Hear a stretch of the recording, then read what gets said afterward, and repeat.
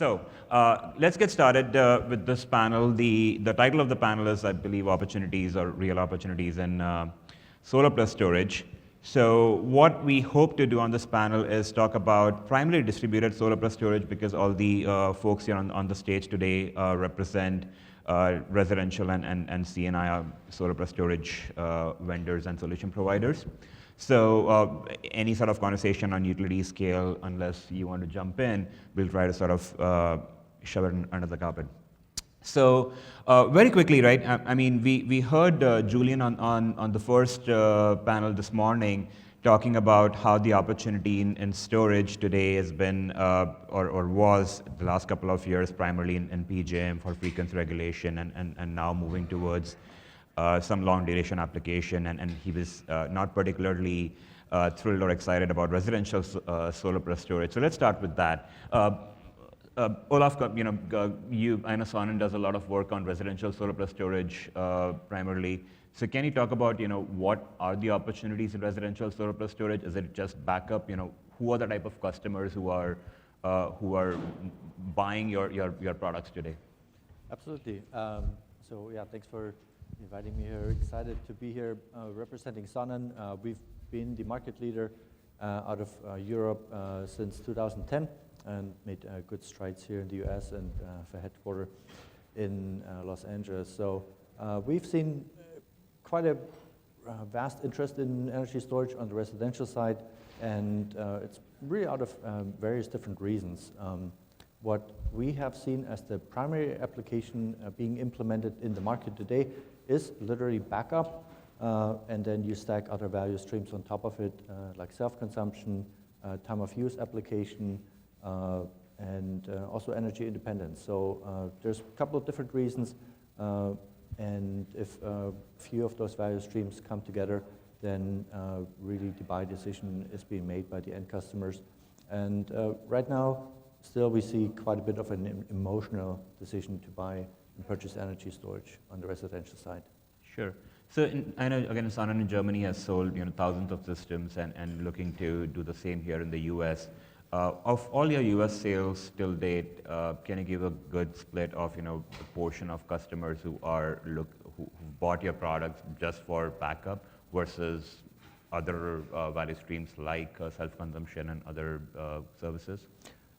Absolutely. So if you really look at the hard numbers, almost all of our customers, about more than 80%, have our devices programmed for backup primarily.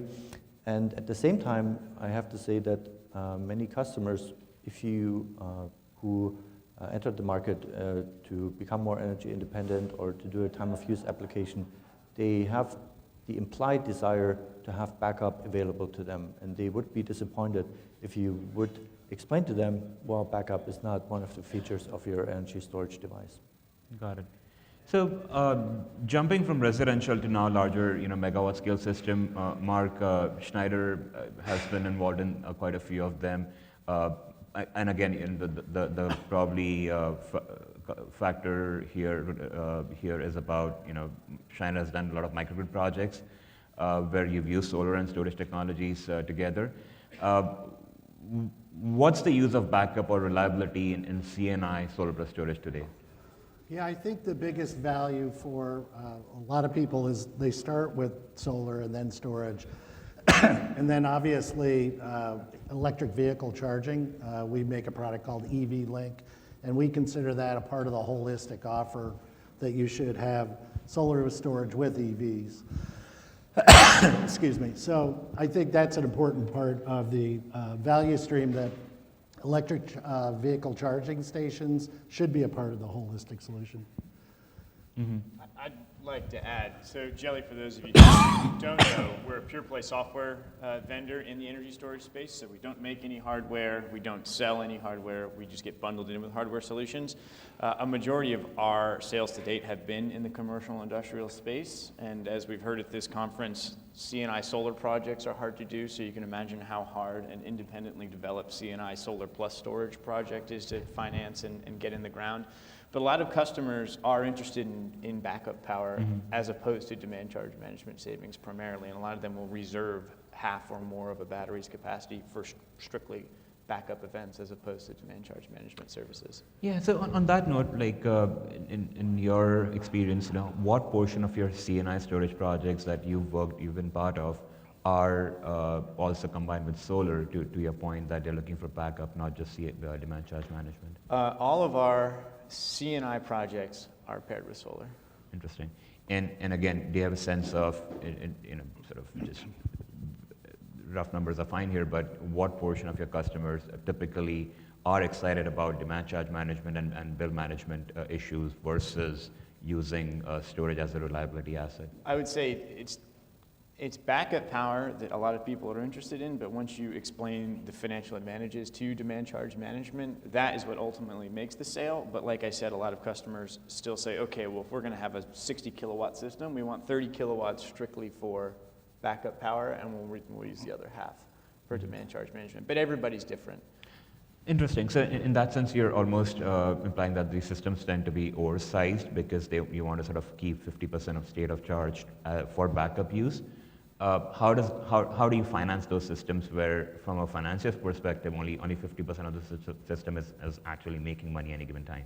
I don't know that this should be much of a surprise, but a lot of those customers are cash sales. Interesting. And Mark, in your experience, like how much of your sales are typically third-party finance versus direct sales? Well, financing is fascinating because I think financing has just literally become mainstream. So we offer through third party, and these are vetted, popular names, financing for leasing and/or PPA. But getting back to your question, how do you quantify the value of resiliency or backup power? That is the driver. That's always the driver. The reason why people want solar and storage and EV charging is for resiliency. The problem is you can't quantify that, right? Because it's always difficult. We use, in all of our financial analysis, we use Homer, which you're familiar with, and we use LBL's DIRCAM. And we double check DIRCAM with Homer just to vet and verify what financial analysis to use. But we always struggle with how do you quantify resiliency? And Andrew, all the software sort of applications that you've developed at Geli, how do you quantify reliability or resiliency? So again, it's usually the customer who says we want backup power, and they work with their electrical contractor to determine what the critical loads are at the facility site. And typically this conversation has happened before Geli is brought into the project. Sure. But quantifying value, like Mark said, there's tools out there, Homer and RelBlast. Geli has a proprietary sizing tool called Geli eSyst, where project developers put in interval data, PV production data, and we very granularly tell you exactly what the value of demand charge management plus self-consumption or time of use shifting is.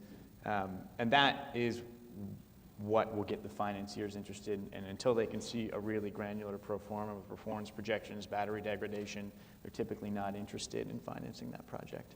Sure. And going beyond, going from project development to actual sort of asset management, do you guys track those systems in real time, and does that information feed back into your models or Absolutely, analytics?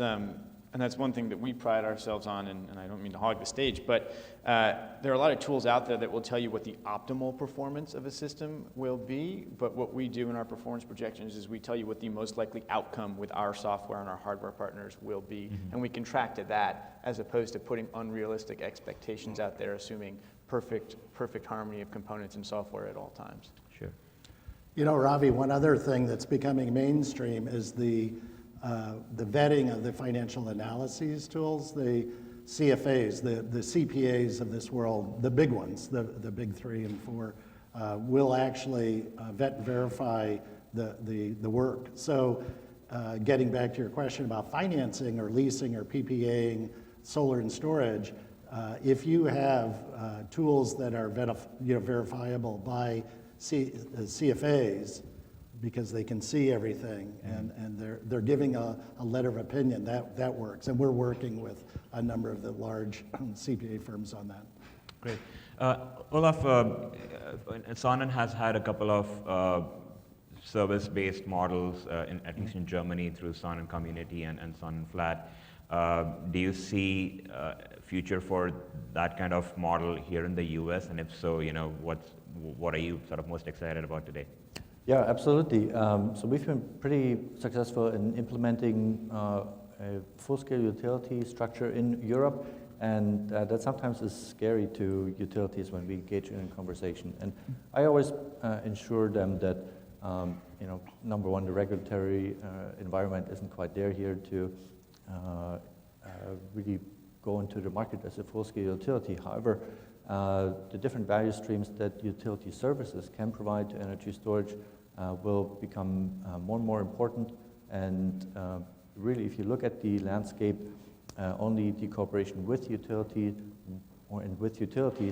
will lead to a wide adoption of energy storage throughout the market. Great, and sort of the reason for asking that question was, again, tying it back to the role of analytics and software in A, obviously designing the right kind of system, but also B, managing it in real time. How does Sonnen approach those requirements? Do you do that in-house, or do you have other partners you work with? Absolutely. So if you really look at the deployment in the market, it is necessary that you have a value stream to the end customer and also to potentially then to the utilities that you can stack on top and make the business case more attractive. And so for the end customer, we're using a local control software that optimizes either the backup case, the self-consumption, or the time of use application. And then on top of it, we make it very, very easy to implement the utility side control to it. And of course, that needs to be very customized towards the utility's needs, whether they do want to do some of the easier ancillary service like demand response, or get into more difficult like voltage control or frequency regulation. Right, and on that note, you've announced a couple of partnerships in recent months with Autogrid and earlier before that, Enbala Networks. Can you sort of share what relationship or what kind of work you're doing with those two companies? Absolutely. So, number one, our platform is very, very easily integratable with other programs, with other structures that are out there. And if you look at the US, we have 3,400 utilities out there. All of them run on different platforms, have different preferences, may have existing partners. So for us, it's really important to test this out, to go to market with some of the strongest players in the market and deploy and showcase that we can really bring a tremendous value to the utilities. And then our goal is to turn around and maybe share that revenue or avoided cost with the end customers to make the purchase easier for the people. And Mark, over to you now. Schneider has always done most of this work in-house, right, when it comes to hardware integration, but also software and software platforms. Do you see sort of Schneider's role as more of a hardware integrator on most cases, and as and when needed, get into the software side of things, or are you sort of at this point agnostic in terms of how you approach a project or an opportunity?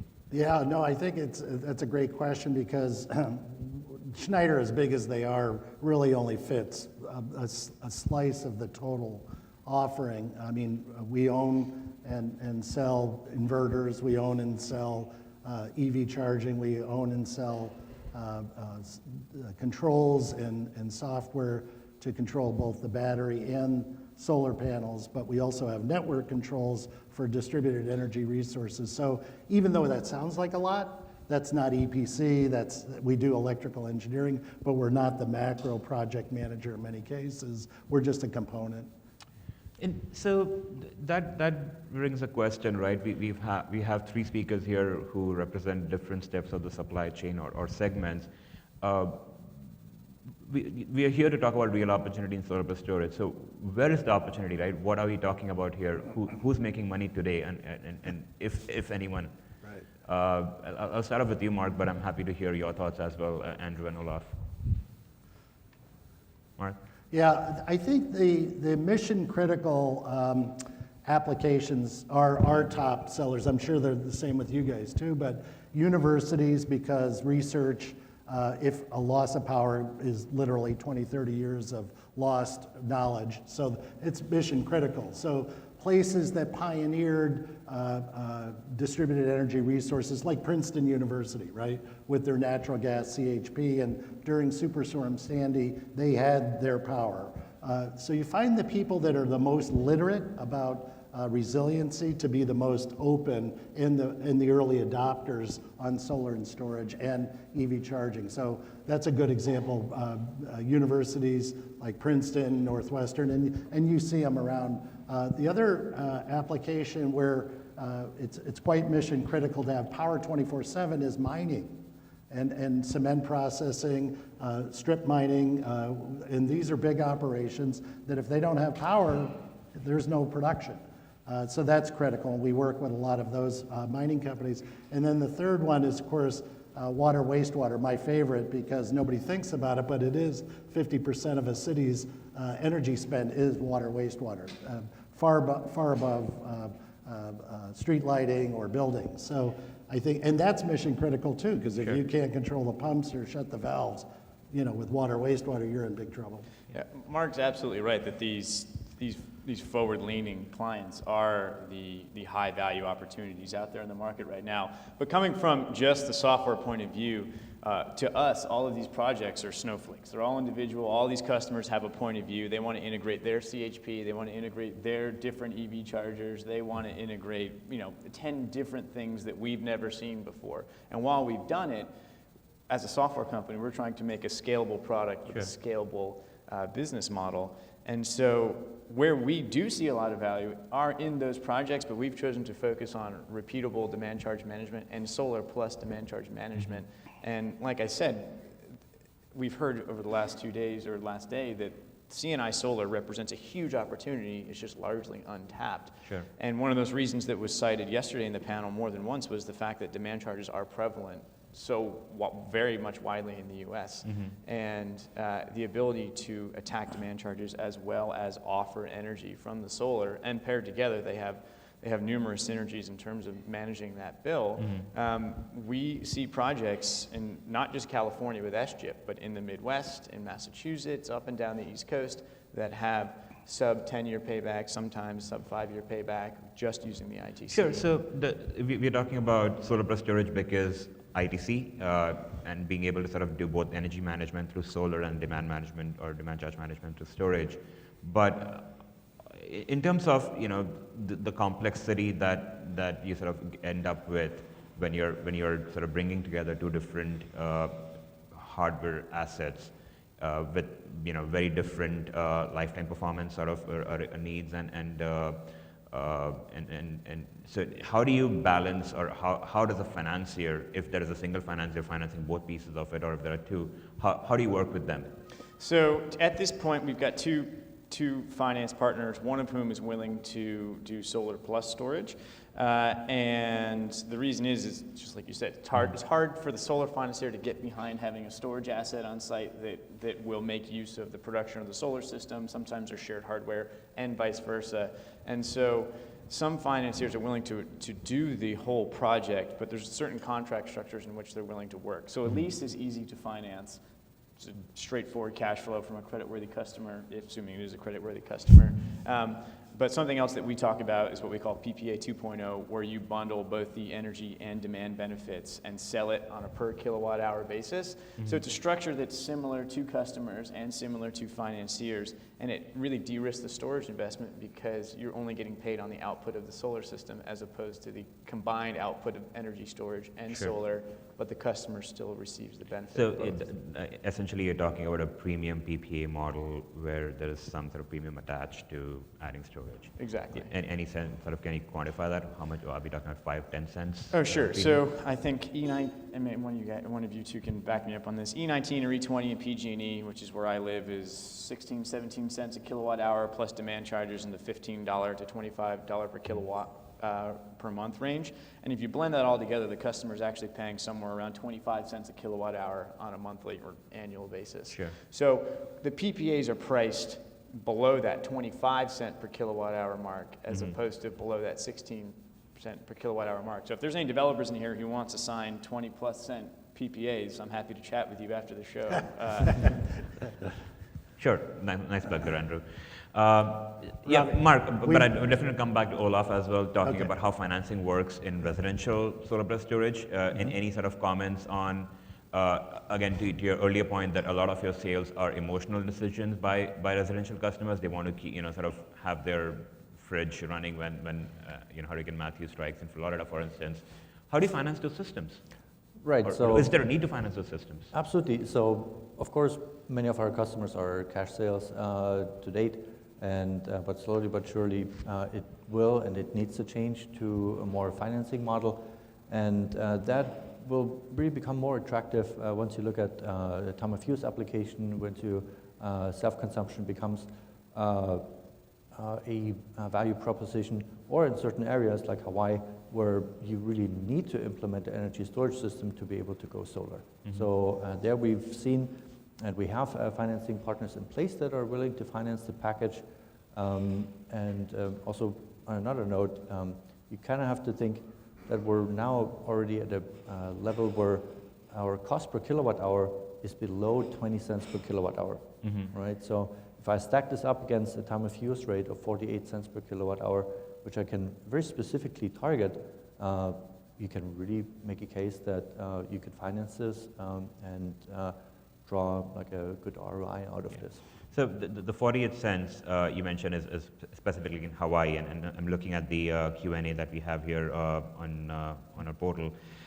Specifically asks about when will residential storage be economic in the U.S. apart from Hawaii?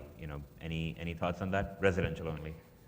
Right. So again, customers are willing to invest into their own energy future, into taking part in the green revolution. So and in a couple other areas, like in Florida, for example, there is a very, very strong case for wanting to having a backup. It actually becomes mission critical, what Mark said earlier.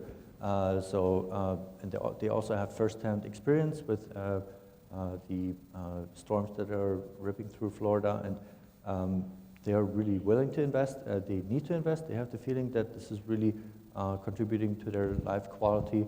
And so there we see that customers are willing to pay a monthly like $100 or $50 for backup. Absolutely. Right. So I know none of the presidential debates talked about climate change, but looks like we are talking about climate change here. You mentioned Florida, Hawaii, and few other places where resiliency has a very quantifiable, tangible monetary value. Apart from those states, if you're looking at the rest of the country, again, when do we see storage getting economical for residential customers? Right. So there you really have to look at very specific areas. So you cannot go with the shotgun approach to the market and expect a wide adoption. You see very specific markets where you have a very strong use case for it, like in Florida with the backup. You see other markets where the political conditions are ripe for it, where, for example, the S-chip, once it may actually come at some point, will help all of our costs.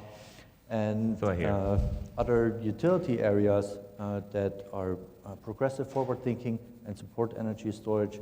If you have a value stacking of maybe 2 or 3 different use cases, customers are starting to go for the market, and they're wanting our product. I would just interject and say storage is becoming economical in utility, or has potential to be economical in utility territories that are actively disparaging towards solar. So like Arizona, where they're looking to implement residential demand charges. Same thing in Illinois. Or, although a lot of solar folks might not want to hear this, but the best thing that could happen for storage if we could get rid of NEM. So we're here for you when net metering goes away. Yeah, we try to stay away from it. I know a couple of SMIs ago, I brought up that question, and a lot of folks left the room. So thanks for bringing that up now. We'll probably see many leave again. Mark, I know I stopped you from answering a couple of times earlier. No, not at all.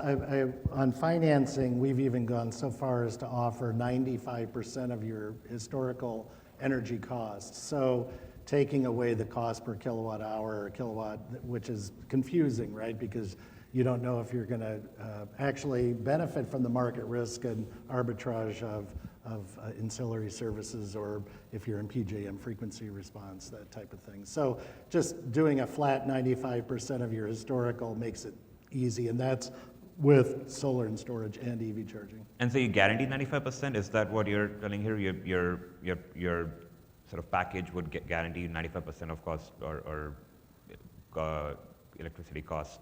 Yeah, your cost of energy historically. So, but again, it's vetted by tools, Homer, Durkheim, and we all agree with transparency. Here's all the numbers, and we all go forward from And does sort of Schneider put a wrap around that and is comfortable? It's a third party. It's not Schneider itself, because again, we're just a little part of the whole equation. But yeah. One more question coming up, and I believe probably Olaf, you're suited to answer this one, is if you're, for customers that are primarily interested in backup, how does battery compare to diesel or other traditional backup technologies? Oh, absolutely, and that also becomes part of how you could assess the value of backup, right? You could look at what would it cost you to implement a backup generator in a home, right? And there we have really found that energy storage already stacks up pretty nicely against those generators. Anybody ever heard a generator running?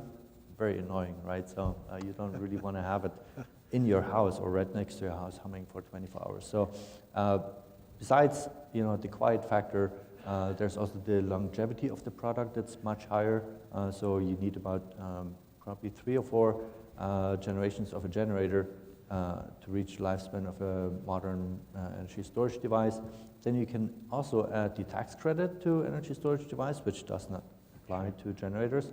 And you can add value of self-consumption, time of use to it. So we already make a very, very good case against older ways of backing up your house. Yes. How do you quantify that? So, I'm assuming diesel genset on a levelized basis, you're probably talking, depending on location and cost of moving the diesel itself, anywhere between 15 to 30 cents per kilowatt hour, right? Is that the right sort of metric to look at when you're looking at residential solar plus storage for backup? Well, it's kind of hard to really assess and estimate the amount of downtime of a facility. So you probably would have to look at the lifespan. So maybe a diesel generator or a gas generator has a lifespan of 3 or 4 years, right? So this is what you stack it up against. But at a lower capital cost, right? Let's be clear here. Even if it has 3 to 4 years of lifetime, it's much cheaper. You can get it from Home Depot rather than a more expensive storage. Absolutely, system. yeah. The upfront investment is much lower. Yeah. But again, if you look at the whole lifespan. Yeah. Mark, same question to you. I know we run out of time, but how do you look at with your CNI customers that are looking for mission critical generating assets? How does storage stack up for backup? Versus diesel gensets? Well, a couple of things. One is we have a billion-dollar business in UPS with our company APC for data centers, so we're quite familiar with that. But most importantly, I got to tell everybody that carbon is actually a consideration. So diesel genset, believe it or not, I know carbon yesterday nobody cared about, but today, I swear, universities and corporations, certainly in California, and the mining operations are very concerned about carbon. So diesel gensets are not a viable option. You know what I mean? They categorically just have to throw them out. Great. One last question. I know we've completely run out of time. Andrew, probably you're best suited to answer it, and we'll call it a day here. In terms of the system that you've already deployed, what are you finding in terms of performance versus your modeled expectations from those systems? Well, I don't want to give too much of the secret sauce until we get some of our frenemies like STEM and Green Charge up here to divulge the same numbers. But we find that we track pretty accurately to our performance projections, which I said before are never optimal. It's always, you're always discounting for certain variables. But for those of you looking to deploy energy storage systems, everybody looks to the software and says, hey, it's the software that's going to mess it up. Well, it's not always the software. Oftentimes it's the power electronics. Oftentimes the battery management system will throw faults when there may not actually be an issue with the battery. And it goes for all types of hardware, and so and it's part of the process of learning. But to end it all, as Mark said, somebody needs to put a wrap on these systems, and it's not going to be the 6-year-old startup in Soma. So we're looking to partners to solve this issue of addressing the reliability of energy storage systems to make them, quote unquote, bankable. I'll put you on a spot here. Multiple choice question. 90% meets performance, less than 90%, less than 80%? It depends on the building load. That's still not a good answer, but I'll accept it. Awesome. Anyways, great. Thank you, gentlemen. Hopefully, you guys got to understand the intricacies of work, pairing storage with solar. And again, thank you so much. Thank you. Thank you.